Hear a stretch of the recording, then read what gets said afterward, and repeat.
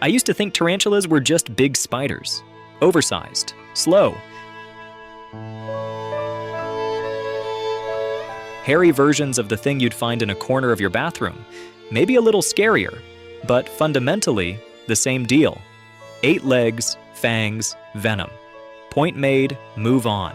I was wrong about almost everything, because once I actually started pulling on that thread, what I found underneath wasn't just a bigger spider, it was something genuinely alien. A creature so loaded with biological contradictions, so overbuilt for survival, so deeply misunderstood, that the more I learned, the less I felt like I understood it at all. Tarantulas have been on Earth for over 120 million years.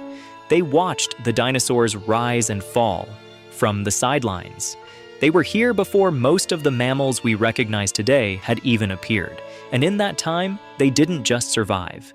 They became something that evolution rarely produces, a creature that seems to break its own rules at every turn. So let's go through what tarantulas actually are, because almost none of it is what you'd expect. Start with the basics. A tarantula's body is divided into 2 segments. The cephalothorax up front, which houses the brain, eyes, stomach, and legs, and the abdomen at the back, which contains the heart, lungs, silk glands, and reproductive organs. Simple enough, right? Except the legs. Tarantulas, like all spiders, have no extensor muscles in their limbs. None. In your body, when you straighten your arm, a tricep muscle pulls it straight. Tarantulas have no equivalent. Instead, they push hemolymph, their version of blood, into each leg under pressure, hydraulically forcing the joints to extend.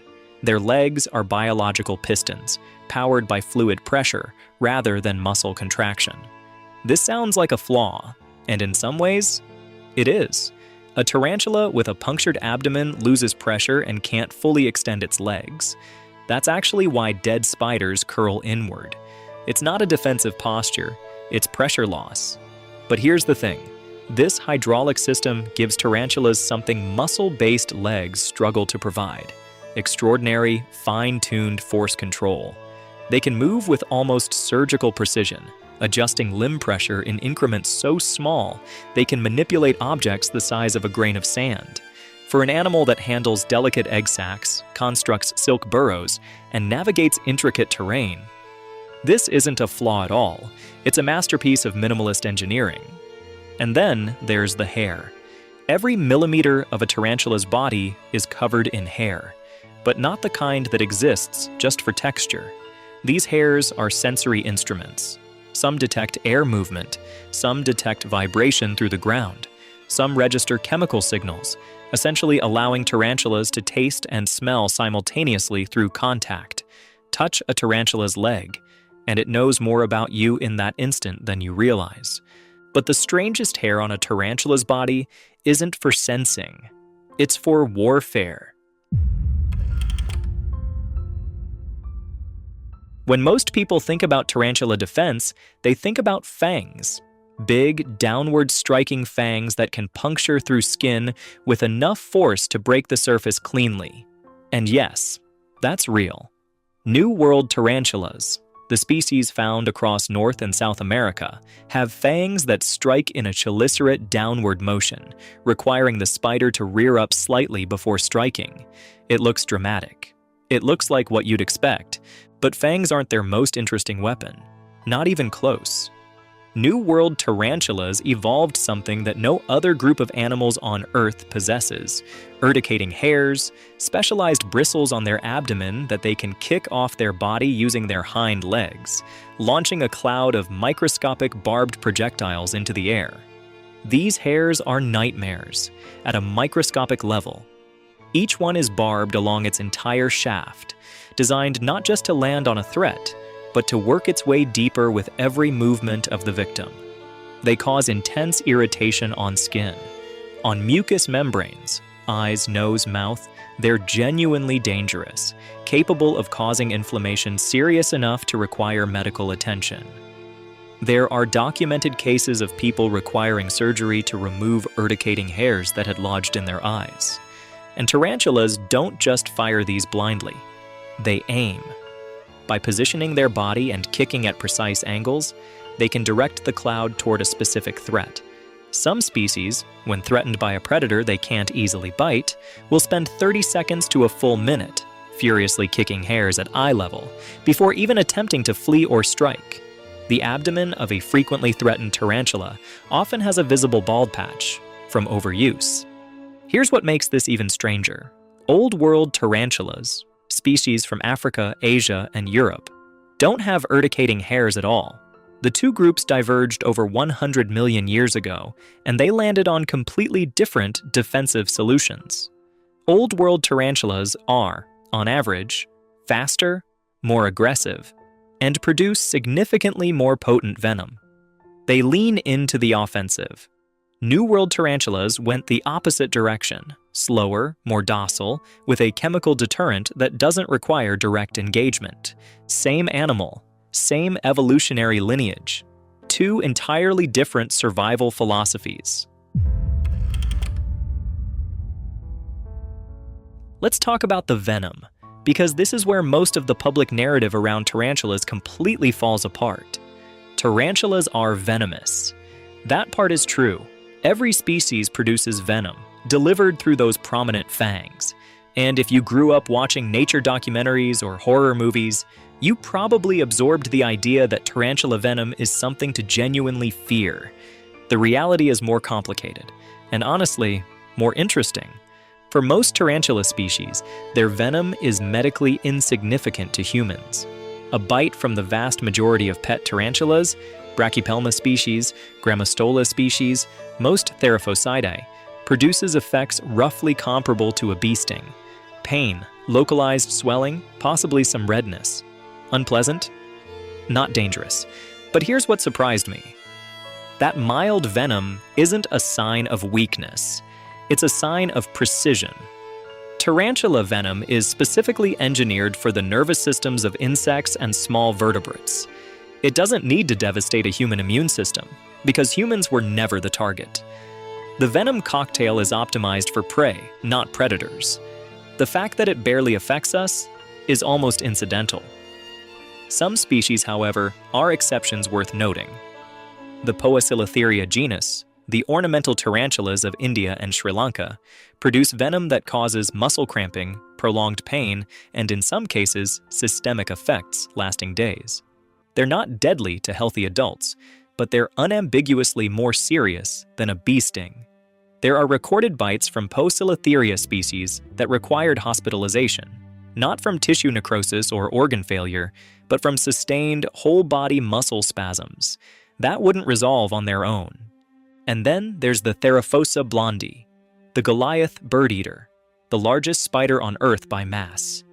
Its venom is surprisingly unremarkable by spider standards, but its fangs, up to 3.8 centimeters long, are physically capable of causing significant mechanical damage on their own. The venom almost becomes secondary. The puncture alone is the event. But venom is only part of how tarantulas hunt, and the hunting itself is where things get genuinely strange. Tarantulas have 8 eyes. You'd think that would make them visually acute predators. It doesn't. Their eyesight is, by most measures, quite poor. They can detect light, movement, and rough shapes at close range, but they don't hunt by sight. Not primarily. They hunt by reading the world, through their body. Those sensory hairs we talked about, the trichobothria, are so sensitive that a tarantula sitting perfectly still in complete darkness can detect a cricket walking across soil several centimeters away. Not from sound. From the vibrations the cricket's footsteps send through the ground and air, the tarantula doesn't wait to see its prey. It waits, to feel it arriving. When prey comes within range, the strike is fast enough to seem almost instant. Tarantulas can move their front legs in under 1/10 of a second when lunging. The prey rarely has meaningful time to react. What happens after the strike is where it gets visceral. Like most spiders, tarantulas are external digesters. They inject venom that begins liquefying tissue immediately. Then they secrete additional digestive enzymes directly onto the prey. Over hours, sometimes a full day, the tarantula's meal essentially dissolves from the inside, while still being held in place by the fangs. What gets consumed isn't flesh in a conventional sense. It's a concentrated biological soup. Some tarantulas eat things that seem impossible for a spider to tackle. The Goliath birdeater, despite its name, doesn't primarily eat birds, but it absolutely can, and does. Frogs, lizards, small snakes, mice. There are documented cases of Theraphosa blondi consuming prey that outweighs them.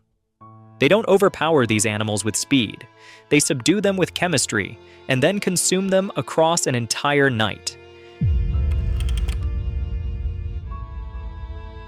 Here is probably the strangest thing a tarantula does, and most people who aren't tarantula keepers have never even heard of it. Tarantulas don't grow continuously. They grow in sudden, dramatic jumps. Because their skeleton is on the outside, the exoskeleton, they periodically have to shed it entirely and replace it with a new, larger version. This process is called molting, and watching it happen is one of the most unsettling things in nature. A tarantula preparing to molt will stop eating, sometimes for months. It may seal its burrow, become lethargic, flip onto its back, and lie there, completely motionless, for hours. To anyone who doesn't know what's happening, it looks exactly like a dying spider.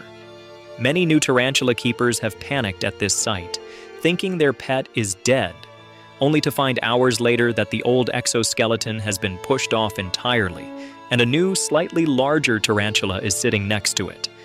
What happens during that time is extraordinary. The spider's body essentially rebuilds itself from the inside out. It secretes a new exoskeleton beneath the old one. It pumps fluid to separate the two layers. Then it pushes the old shell off by swelling its body, flexing its legs against the old carapace until it splits and peels away. A fully grown tarantula can take several hours to complete this process. And this is where it gets medically bizarre. During a molt, a tarantula can regenerate lost limbs, a leg lost to injury or a predator, and tarantulas frequently lose legs in the wild, simply grows back during the next molt. Not fully formed immediately, but a functional limb that develops with successive molts. For an animal with no stem cell technology, no sophisticated immune cascade for regeneration, this is remarkable. They rebuild body parts on a schedule. The freshly molted tarantula, called a teneral, is entirely vulnerable for days. Its new exoskeleton is soft, pale, almost translucent. Its fangs are useless until they harden. During this window, even a live cricket left in the enclosure can kill it. The animal that was a formidable predator 24 hours earlier is now completely defenseless. It's a trade-off that evolution apparently decided was worth making, over and over again, for 120 million years. One more thing I didn't expect when I started looking into tarantulas: their lifespans. Female tarantulas of certain species routinely live 20 to 30 years in captivity. Some documented specimens have exceeded 40 years. The Brachypelma hamori, the Mexican red knee, commonly reaches 30 years under proper care. There are tarantula keepers who have owned the same spider for longer than some of their friendships have existed. For an invertebrate, a group of animals not exactly celebrated for longevity, this is almost absurd. A housefly lives weeks. A honeybee lives months. Most insects measure their lives in a single season. A tarantula can outlive a medium-sized dog. Males, however, live dramatically shorter lives. After reaching sexual maturity, most male tarantulas live only 1 to 3 additional years. Their biology essentially switches into a terminal reproductive phase. They stop molting, begin wandering in search of females, and once mating season ends, they decline rapidly. The same species, male and female, living in entirely different biological timeframes. This disparity is one of the most extreme sexual dimorphism examples in terms of lifespan in the entire animal kingdom. The female sitting in a burrow for decades. the male living the last chapter of his life as a frantic, doomed search across open terrain. When I started this, I thought tarantulas were a niche interest, spiders for people who wanted something edgier than a cat. What they actually are is a 120-million-year-old experiment in how many biological rules can be bent simultaneously. Hydraulic legs instead of muscular ones. Venom optimized so precisely for prey that it barely registers on predators. A defensive weapon, urticating hair, found nowhere else in the animal kingdom. Senses so acute, they hunt in complete darkness without using their eyes. The ability to regrow limbs on a seasonal schedule, and lifespans that embarrass most vertebrates. None of this is normal. None of it follows the rules you'd draw up if you were designing a predator from scratch. And that, I think, is exactly the point. Evolution doesn't design. It experiments. It keeps what works and discards what doesn't across timescales so vast that the results can look like impossibilities. Tarantulas aren't freaks. They're just what happens when an experiment runs uninterrupted for 100 million years, without anything significant enough to stop it. The next time you see one and feel that instinctive pull to step back, consider what you're actually looking at. Not a big scary bug, a hydraulic, chemically armed, sensory networked, self-regenerating predator that has outlasted nearly everything that has ever shared the planet with it. And it's sitting very, very still, waiting for vibrations. If you want to see more deep dives like this one, the next video is right here. I think it'll surprise you just as much.